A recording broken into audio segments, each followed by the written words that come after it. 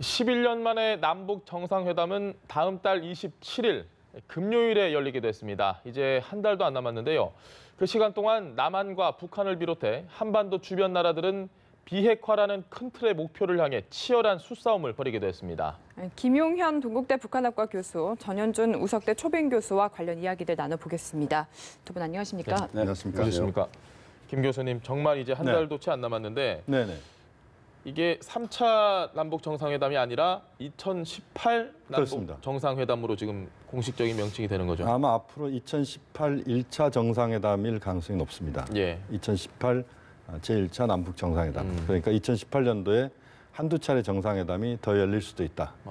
그렇게 이번 정상회담이 실무회담이기 때문에 앞으로도 실무회담 성격의 정상회담이 한두 차례 더 열리고 또 남북 간에 충분한 대화를 할 수 있는 여러 공간들이 열릴 수 있다, 이런 점에서 우선은 2018 정상회담 이렇게 날짜를 그 이름을 정한 것 같고요. 또 하나는 그동안 정상회담에다는 1차, 2차, 3차란 그 명칭을 붙이지 않았습니다. 그러니까 2000년도 6.15 선언 때도 역시 그 1차란 표현을 쓰진 않았고요. 또 노무현 대통령과 김정일 위원장이 만들어냈던 14선언, 그때도 2차란 표현을 쓰지는 않았습니다. 그렇기 때문에 이번 정상회담은 2018 정상회담, 이렇게 남북이 정리를 한 것 같습니다. 알겠습니다. 네, 날짜는 4월 27일이고 그리고 당일치기로 하루만 진행을 합니다. 여기엔 또 어떤 의미가 있다고 봐야 될까요? 네, 그동안에는 이제 2박 3일로 주로 됐었죠. 그러니까 2000년, 2007년 정상회담은. 근데 이번에는 이제 당일치기로 하기로 했습니다. 이제 물론 뭐 판문점에 이제 와서 하기 때문에 숙소가 좀 마땅치가 않죠. 우선은 우리야 서울이 또 가까우니까 그렇지만 김정은 노릇은 또 평양에서 왔다 갔다 하고, 물론 개성에서 자면 되기는 되겠습니다만은 어떻든 이제 숙소 문제가 좀 있는 것 같고, 그다음에 의제 자체는 사실은 이번에 비핵화 문제가 주로 되지 않겠습니까? 평화 문제나 남북 관계도 있겠습니다만은, 근데 그 전에는 이제 6.15 때는 역시 우리가 평양에 갔기 때문에 또 최초였고, 그렇기 때문에 좀 할 얘기가 굉장히 많았을 겁니다. 그때는.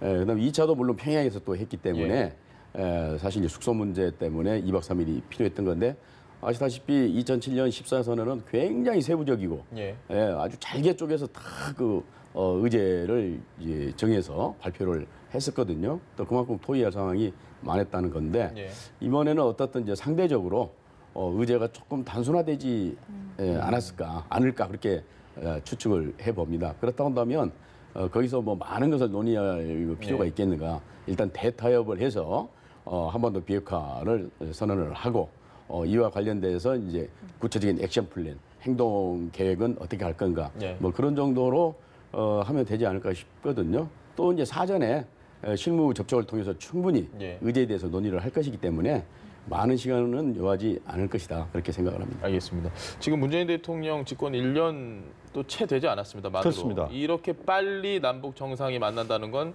앞으로 이런 모습을 좀 정례화시켜서 만날 수도 있을까, 이런 기대 아닌 기대를 해봅니다. 어떻게 보십니까? 그렇습니다. 제가 아까 2018 1차 정상회담이라고 나중에는 분류해야 될지 모르겠다, 이 말씀은 결국 정상회담이 한 번 열리는 게 아니고 필요할 때, 또 남북관계 또는 비핵화 문제가 좀 막힐 때, 또 뭔가 정리를 해내야 될 때, 이때 수시로 만날 수 있다, 이렇게 우리가 그 앞으로 예상을 할 수 있는 부분입니다.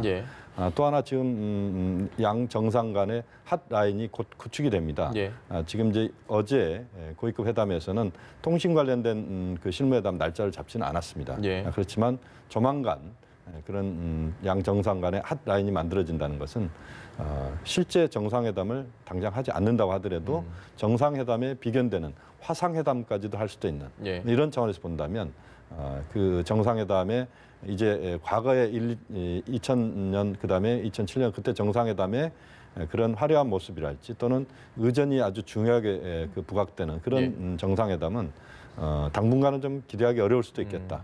그런 점에서 이제는 정상회담을 수시로 하는 것과 그다음에 핫라인을 통해서 화상회담도 사실상 정상회담을 직접 하는 것과 별 차이가 없습니다. 그런 식으로 그 상당한 수준에서의 발전을 할 수 있는 그런 단계에 곧 접어든다, 이렇게 봐야 됩니다. 알겠습니다. 네, 실무 정상회담 이야기 아까 해주셨는데 이제 구체적으로 뭐 의전이라든지 여러 가지 것들 논의가 되겠지만 김정은 위원장이 판문점 남측으로 오지 않습니까? 이 부분도 많은 관심을 받고 있는 것 같아요. 그렇습니다. 북한 지도자가 남측 지역으로 오는 것은 뭐 최초가 예. 아니겠습니까? 물론 6.25 때는 김일성이가 남측 전선까지 이제 시찰하고 그런 것들이 있었습니다만 어떻든 6.25 전쟁 이후로는 처음으로 북한 최고 지도자가 오는 예. 것이기 때문에 역사적인 의미가 깊은 거죠. 사실 이제 서울로 원래는 와야 되는데 아마 뭐 경호라든가 의전 뭐 여러 가지를 고려를 했을 때 예. 뭐 서울까지 오는 것은 좀 힘들었었던 것 같고 그래서 이제 그 중간 지점이랄까 또 역사적인 의미가 있는 판문점 그것도 남측 지역에서 하는 것이기 때문에 예. 의미가 있지 않나 생각이 됩니다. 물론 이제 우리 김영윤 교수께서 잘 설명을 했습니다만 앞으로 이제 이런 일들이 자주 있을 것 같거든요. 뭐 거의 실무 수준의 네. 정상회담이라 할까요? 뭐 이런 이제 회담들이 여러 차례 있을 걸로 그렇게 생각이 됩니다. 또 물론 우리가 이제 그 판문점이지만 북측 이제 통일각이라든가 이런 데서 또 할 수 있는 또 그런 여지도 있는 것이고 예. 아마 이제 판문점이 세계적인 그런 어떤 정상회담이랄까 한반도 평화를 위한 여러 가지 모임의 중심 지역이 되지 않을까. 또 혹시 트럼프 대통령이 북미 정상회담을 하기 위해서 판문점을 올 수도 있기 때문에 네. 역시 이래저래 판문점은 굉장히 중요한 위치가 될 것이고 또 그런 의미에서 김정은이 이 땅을 밟는다고 하는 그 자체가 한반도 평화를 위해서 매우 큰 거보를 딛는다고 하는 그런 의미가 있겠습니다. 알겠습니다. 지금 어제 보면은 이제 북측의 리성건 그 대표가 예. 예. 어떤 이야기를 했냐면 통일각 이야기를 모두 발언에서 계속했습니다. 예. 그 이야기는 결국 평화집에서 이번에는 하고 그 다음에는 통일각에서 할 수 있는 것 아니냐 이런 것들도 아마 간접적으로 좀 의견을 좀 표시하는 그런 뉘앙스였다 이렇게 볼 수도 있습니다. 이게 계속해서 앞으로 좋은 이야기가 이어가려면 네네. 결국 비핵화 이야기를 잘 풀어 나가야 될 텐데 그렇습니다. 지금 보면 북중회담에서 나왔던 단계적 비핵화 거기에 네. 우리는 좀 일괄 타결을 이야기하다가 지금은 조금은 아닌 것 같고 분위기가 미국은 계속해서 일단은 핵을 먼저 폐기하자. 이게 좀 절충점 찾기가 쉽지 않아 보입니다. 우선은 이것은 한국과 미국과 북한의 예. 최고 지도자들이 최대치의 자신의 입장을 내놓은 것이다 이렇게 봐야 됩니다. 예. 다시 말씀드리면 북한의 김정은 위원장이 비핵화를 하겠다는 의지를 표명했다고 해서 그것이 곧 비핵화로 일사천리로 간다. 예. 이것은 현실적으로 불가능한 이야기입니다. 그동안 7, 8년 동안 북핵 문제가 하나도 풀리지 않았던 것은 예. 그렇게 간단한 문제가 아니기 때문에 풀리지 않았던 것이죠.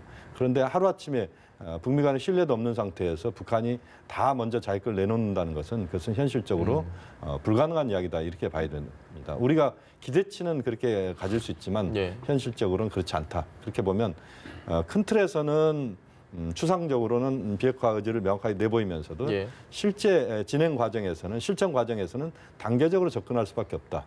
그러니까 행동도의 행동으로 갈 수밖에 없다. 이게 북한의 입장입니다. 예. 그것은 일견 그 미국 입장과는 좀 다른 부분이 있습니다만 예. 그러나 미국 입장에서도 일괄 타결을 완전히 처음부터 할 수 있다라고 보지는 않을 겁니다. 예. 그래서 단계적으로 문제를 살라미식으로 쪼개가면서 그러면서 행동 대 행동으로 하나 둘씩 퍼즐을 맞춰가는 그것이 어느 쪽에 일방이 먼저 모든 것을 하는 게 아니고 일방이 먼저 하면 그 다음에는 다음 쪽에서 다른 네. 쪽에서 먼저 하고 이런 식으로 하면서 이제 문제를 풀어가는 그러니까 이 방법은 신뢰를 하나하나 만들어가는 과정이고 그 과정에서 링 위에서 바깥으로 못 가게 네. 못 나가게 하는 그런 것을 함께 끌고 가는 과정입니다. 거기에서 문재인 대통령은 거기에서 어떻게 보면 심판 또는 중개인 역할을 하는 것이고 예. 그런 상황에서 보면은 지금의 방식을 갖고 일부에서는 뭐 또 과거의 행태를 되풀이하는 것 아니냐 이렇게 보기도 합니다만 그러나 그렇게 볼 수는 없을 것 같습니다. 왜냐하면 김정은 위원장도 비핵화 의지에 대해서는 보다 명확하게 이야기하고 있고 북한 김정은 위원장이 중국 가서도 이제 그런 강한 의지를 표명했고 또 북한이 그렇게 설령 간다고 하더라도 최대한 그것을 붙잡을 수 있는 요소들이 이제는 많이 생겼습니다. 네. 그런 자원들을 좀 더 활용해서 문제를 풀어간다라면 과거식의 방식으로 되풀이되지는 않을 것이다. 여기에서는 어느 한쪽의 희생 또는 한쪽의 입장만을 고집할 수는 없는 것이고 네.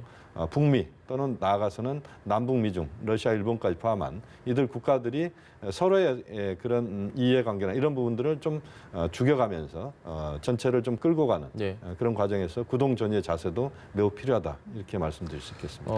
그럼에도 미국의 입장을 보면 트럼프 행정부 뭐 백악관 거기에 지금 뭐 볼턴 안보보좌관부터 해서 폼페이오 장관까지 좀 과거의 역사는 어쨌든 되풀이하지 않겠다. 이건 분명히 과거와는 좀 다르게 나올 거란 말입니다. 예상이 그렇죠. 되는 게 이건 네. 좀 우려가 되는 부분입니다. 그렇습니다. 이제 미국은 불신이 굉장히 큰 것 같습니다. 예. 이전 정부들이 다 북한에게 속았다. 예. 그렇기 때문에 우리는 속지 않겠다. 그래서 이번에 단판에 뭔가를 해결해 버리겠다. 다시 예. 말하자면 북한 비핵화를 완성을 하겠다. 뭐 이런 이제 얘기인 것 같습니다만은 물론 이제 대타협은 북한 비핵화 대 뭐 체제 안전 보장 예. 또는 뭐 대북 경제 제재 해제 이렇게 큰 틀에서는 합의가 되지 않겠습니까? 당연히. 그러나 그걸 이제 구체적인 실천 단계에 들어가게 되면은 이제 행동 대 행동이 나올 예. 수밖에 없는 거죠. 비핵화를 어떻게 할 건가? 북한 비핵화라고 하는 것은 북한이 가지고 있는 기존의 핵, 또 예. 앞으로 만들 프로그램 이걸 완전히 다 없애는 건데 그걸 누가 가서 어떻게 실행을 할 겁니까? 예. 또 북한이 그걸 이제 받아들여야 되지 않겠습니까? 그렇다 보면 북한이 막무가내로 다 포기할 수는 없는 거고 예. 무슨 대가를 이제 바랄 건데 체제 안전 보장하겠다 말만 믿고 비핵화는 안 하겠죠. 예. 그렇다 한다면 구체적으로 미국이 거기에 대해서 상응하는 일테면은 종전선언을 해준다든가 평화협정에 무슨 서명을 해준다든가 아니면 이제 북한이 그동안에 쭉 요구해왔던 한미합동 군사훈련 뭐 중지라든가 예. 뭐 심지어는 이제 주한미군 철수 문제라든가 이런 뭔가를 주어야 북한도 믿고 또 비핵화 단계를 밟지 않겠습니까? 그런 예. 측면에서 대타협은 역시 이제 포괄적인 원샷으로 끝내지만 그것을 구체적으로 행동함에 있어서는 역시 이제 기존에 했던 행동 대 행동 방식. 그러니까 1994년부터 이제 제네바 합의가 있었지 않습니까? 예. 그 이후로 북미 간에 수많은 합의들이 있었지 않습니까? 이게 다 행동 대 행동이었는데 행동할 때마다 상응하는 조치를 예. 상대방이 해서 해주지 않고 약속을 어기는 바람에 다 깨졌거든요. 예. 그러나 이번에는 어떻든 간에 큰 대타협을 하고 그다음에 구체적인 행동 단계에서 어느 누구도 배신하지 않는 이게 이제 새로운 거죠. 과거에 답습을 하지 않기 위해서는 미국도 해야 될 일이 있는 거고 북한도 해야 될 일이 있는 거 아니겠습니까? 예. 그래야 그 비핵화도 되고 또 북한의 체제 안전 보장도 되지 않겠어요? 그러니까 누가 누구를 탓하기 전에 자기가 할 바를 충분히 다 하면은 사실은 과거의 전철을 밟지 않는 거죠. 역사라고 하는 것은 새롭게 창조하는 거 아니겠습니까? 예. 그렇다면 생각을 바꿔야 되거든요. 생각을 바꾸고 과거의 관행으로부터 벗어나는 그런 것들은 역시 또 양쪽이다. 또 주변국이 그걸 도와줘야 되는. 예. 그래서 중국이 적극적으로 도쿄타고 나서지 않겠습니까? 뭐 우리는 이제 중재를 열심히 하겠다는 것이고 예. 이런 모든 것들이 하나로 합치가 됐을 때 북한 비핵화가 완성이 된다. 그렇게 보는 거죠. 알겠습니다. 우리 정부 같은 경우에는 일괄 타결, 포괄적인 협의를 이야기하다가 지금은 어쨌든 단계 말씀하신 대로 단계를 밟아야 한다. 이런 입장으로 좀 약간은 원래는- 선회한 것 같은데요. 원래는 문재인 대통령의 생각은 예. 단계적 포괄적 해결 이게 북한 핵 문제에 대한 입장이었습니다. 그리고 그 입장이 큰 틀에서는 변한 게 아닙니다. 예. 문재인 대통령이 대통령 후보 시절부터 북핵 문제를 풀어가는 데 있어서 워낙 북핵 문제가 복잡하기 때문에 이것을 좀 단계로 나누자라고 하는 것이었습니다. 그래서 우선은 동결 단계를 거치고 그다음에 완전한 비핵화로 가자. 예. 이게 문재인 대통령의 기본 입장이고 또 포괄적 해결은 전반적으로 평화체제 문제랄지 이런 것들도 전체적으로 같이 논의하자. 이게 문재인 대통령의 기본 입장입니다. 그 입장은 변한 게 없고 대통령이 그 입장을 변화시킨 부분은 그동안 없었습니다. 다만 예. 이제 워낙 지금 상황 자체가 남북 정상회담, 북미 정상회담 또 김정은 위원장의 비핵화 의지를 명확하게 밝히고 이런 과정에서 그 속도가 좀 빨라진 것이죠. 예. 빨라진 상황에서 전체적으로 행위자들이 지금 남북미가 아니고 중국까지 포함되어 있는 상황이고 이건 뭐 당연한 것이기도 하고요. 이런 상황에서 그야말로 큰 틀에서의 어떤 비핵화라고 하는 부분에 대해서는 저는 그것은 굉장히 빨리 예. 이야기가 되고 있다고 보고 그 자체는 일괄 타결이라고 하는 큰 틀이라고 또 볼 수도 있습니다. 그러나 그것을 풀어가는 그것을 실천해 나가는 그 과정은 어쨌든 그것은 단계별로 갈 수밖에 없다. 예. 그리고 행동 대 행동으로 갈 수밖에 없다. 이건 어떻게 보면 대화나 또는 뭔가 문제를 풀어가는 방식에 있어서 그 방식 외에 북한이 동의할 수 있는 방식은 거의 없을 겁니다. 예. 그래서 북한에게 일방적으로 리비아식으로 요청을 하는 그런 방식이 지금 미국의 입장이긴 예. 합니다만 과거의 리비아는 핵 능력의 어떤 수준을 전체를 100으로 놓고 본다면 리비아는 그때 10에서 20% 정도밖에 진전이 안 됐었습니다. 그만큼 고도화 수준이 낮았는데 북한은 90% 이상의 고도화 수준을 지금 갖추고 있습니다. 네. 핵폭탄은 거의 완성이 됐고 그다음에 핵을 실현할 수 있는 ICBM급 미사일은 거의 90% 정도까지 왔습니다. 그런 상태에서 리비아식대로 너희가 다 비핵화라고 하는 것을 다 먼저 그것을 선택을 해. 그다음에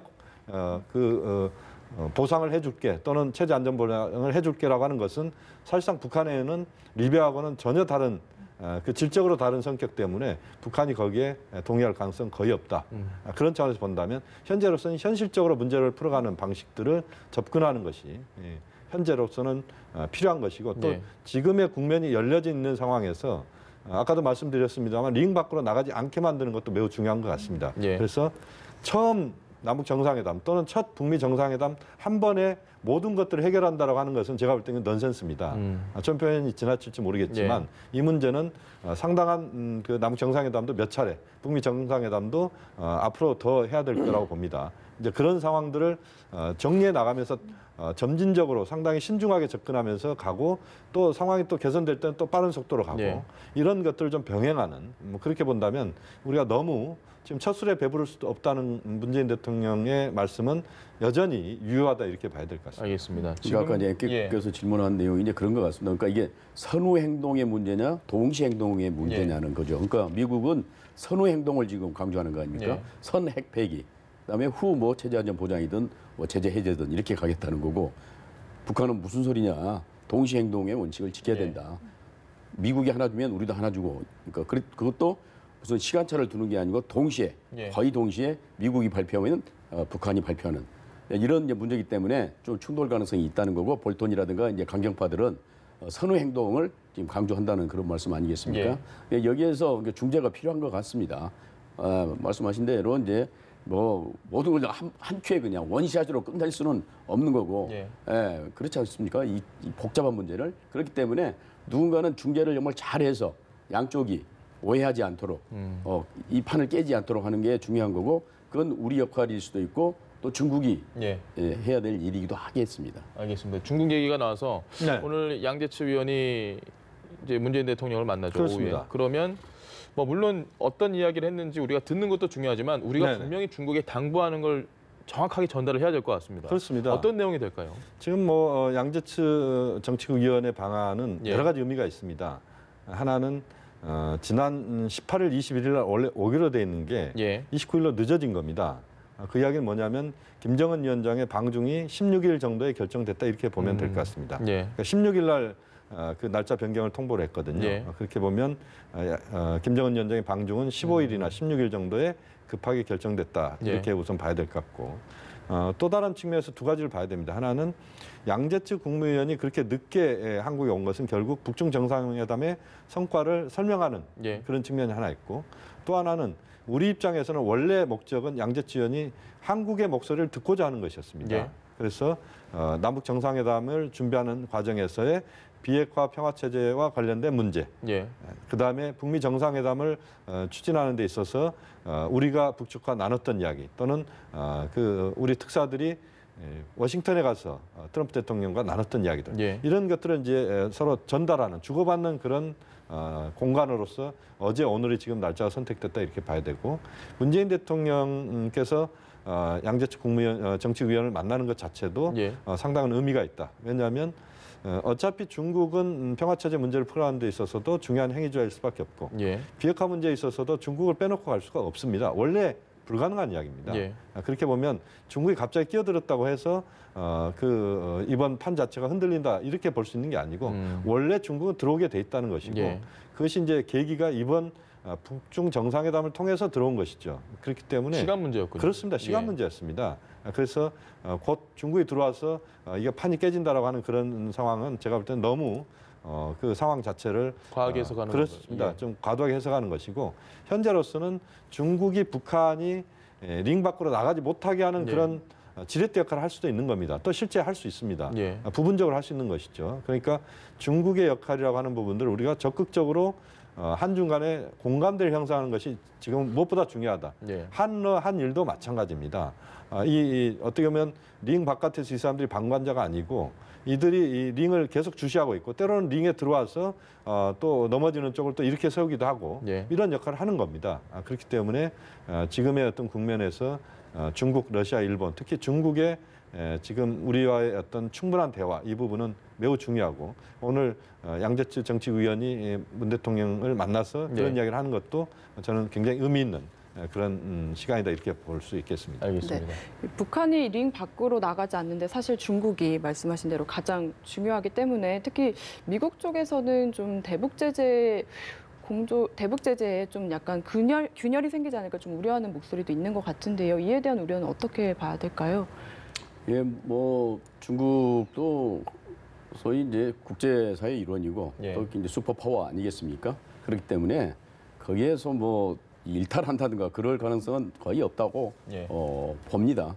이번에 이제 그 중국 외교부에서도 그런 이제 반응을 보였습니다만은 북중 관계가 개선되고 전통 우위 관계가 회복되는 것은 그건 거고 그럼에도 불구하고 비핵화를 위한 일련의 행동들은 계속 한다. 그 제재가 뭐 완화된다든가 그런 건 없을 것이다고 예. 이제 분명히 얘기를 했습니다. 그렇기 때문에 이제 미국의 그 우려라든가 이런 것은 좀 과도한 것이고 아마 협상력을 제고하기 위한 또는 주도권 잡기 위한 이제 그런 행보가 아니겠는가 그렇게 예. 생각이 되거든요. 뭐 그런 측면에서 그런 걸 방지하기 위해서라도 한중 간의 협력이 매우 중요한 거고 양재치가 방문해서 예. 분명히 얘기했지 않습니까? 이건 북한 비핵화에 굉장히 도움이 될 거다. 이제 북중 정상회담이 네. 또 중국은 앞으로 그러한 책임 있는 일원으로서 역할을 충분히 해내겠다. 걱정하지 말라 그런 얘기를 했거든요. 네. 그러니까 북한을 제재를 하든 북한을 어떤 대화의 테이블로 끌어내든 중국의 역할은 클 수밖에 없는 거고 그런 측면에서 우리가 중국의 어떤 도움이랄까요? 역할을 충분히 끌어내는 것이 또 우리의 임무이기도 합니다. 네. 그래서 이제 어려운 거죠 우리가 미국도 달래야 되고. 중국도 달려야 되고 일본도 달려야 되고 뭐 더군다나 이제 북한을 또 달려야 되는 이런 예. 입장이기 때문에 쉽지 않은 거 아니겠습니까? 예. 뭐 그런 측면에서 우리가 어떤 그 사안에 대해서 과도한 반응을 보인다든가 예. 일희일비하는 그런 태도는 이제 좀 지양해야 될 거고 특히 이제 미국은 우리 맹방이기 때문에 미국을 적극적으로 설득을 해야 됩니다. 아직은 예. 이제 강경한 입장이지 않겠습니까? 볼턴뿐만 아니라 이제 폼페이오 뭐 등장을 하게 되면 예. 굉장히 이제 볼만한 그 상황이 또 전개될지도 모르는데 이게 한미 동맹이 해야 될 일인 거고 뭐 그런 측면에서 트럼프 대통령도 충분히 협력을 하지 않을까. 지금 트럼프 대통령의 그 협상이랄까 딜에 예. 명수지 않겠습니까? 그래서 상황을 상당히 복잡하게 꼬이게 만들고 좀 어렵게 만들어서 이익을 극대화시키는 어떤 예. 그 이제 노이즈 마케팅을 하는 사람이기 때문에 또 트럼프 대통령이나 또 일부 백악관 관리들의 얘기를 액면 그대로 받아들일 필요는 없는 거고 예. 냉철히 판단을 해서 국가 이익이 뭔가 또 한미동맹을 유지하는 근간이 뭔가를 충분히 미국에 설명하면 되지 않을까 싶습니다. 우리를 이제는 무시할 수 없어요. 어느 나라든지 할 수 있습니다. 예. 저희가 지금 이제 미래를 주로 얘기를 했는데 한 31년 전 이야기를 한번 좀 해봤으면 합니다. 1987년에 북한이 연방제 통일 후에 중립국 선언을 제안했다. 미국에. 네. 어렵습니다. 일단 이게 무슨 내용이고 어떤 의미인지 좀 설명을 해주셔야 될 것 같습니다. 연방제 통일이라고 하는 것 자체는 예. 그야말로 이제 일국가 이 체제입니다. 예. 그러니까 실질적으로 하나의 국가라고 하는 그 틀을 큰 틀에서는 유지하지만 내치나 또 모든 그런 행정이나 이런 것들은 예. 다 그 연방국가에 속하는 우리는 남북한이죠. 이 예. 남북한이 그것을 하는 겁니다. 그러니까 미국도 연방국가입니다. 예. 또 연방국가들이 그 영국도 연방국가고요. 예. 그런 식의 이제 관계다 이렇게 보시면 될 것 같습니다. 다시 말씀드리면 연방국가라고 하는 것 자체가 실제 하나의 어떤 국가 형태를 띠지만 체제는 다른 그런 식의 그런 모습입니다. 그러니까 완전 통일로 가는 데 있어서 예. 어떻게 보면 하나의 단계를 거친다라고 하는 것이고 그것은 이제 북한이 연방제를 그동안 계속 이야기를 해왔던 부분입니다. 예. 스위스 같은 경우도 아마 연방으로 아마 돼 있을 겁니다. 예. 그래서 아마 스위스 같은 그런 모델을 북한이 제시한 걸로 이렇게 우선은 이해가 될 수 있을 것 같은데요. 중립국이라고 하는 것 자체는 그동안에도 과거에도 중립국 통일 방안이라고 하는 부분들이 많이 이야기가 나왔었습니다. 네. 그러니까 한반도를 중립지구화해야 된다. 예. 그래서 냉전 시대에도 소련, 중국과 미국으로부터 영향력으로부터 자유로운 그러면서도 군사적으로 어디에 속하지도 않는 그런 중립국가로서의 모델들을 이야기를 했는데 아마 북한이 그런 이야기를 꺼냈다는 것은 명확하게 그것이 이제 북한의 공식 입장이라고 보기는 어렵지만 그러나 80년 후반 같은 상황은 북한으로서는 그렇게 썩 좋은 환경이 아니었습니다. 이런 환경에서 이제 북한이 뭔가 자신들이 어려운 상황에서 좀 그러한 대안들을 좀 모색을 했지 않았느냐는 판단입니다만 그러나 그것이 공식적인 입장은 아닙니다. 북한의 공식적인 입장은 고려민주주의 연방공화국 통일방안 이것은 여전히 유지되고 있다 이렇게 봐야 될 것 같고 그때 나왔던 이야기는 아마 그 상황의 어떤 모습 속에서 자신들이 그런 상황 돌파용으로 그런 이야기를 제안을 한번 해본 것이다 이렇게 우선은 봐야 될 것 같습니다. 네, 알겠습니다. 오늘 이야기 여기까지 듣겠습니다. 지금까지 김용현 동국대 북한학과 교수, 전현준 우석대 초빙 교수와 함께했습니다. 말씀 감사합니다. 네, 고맙습니다.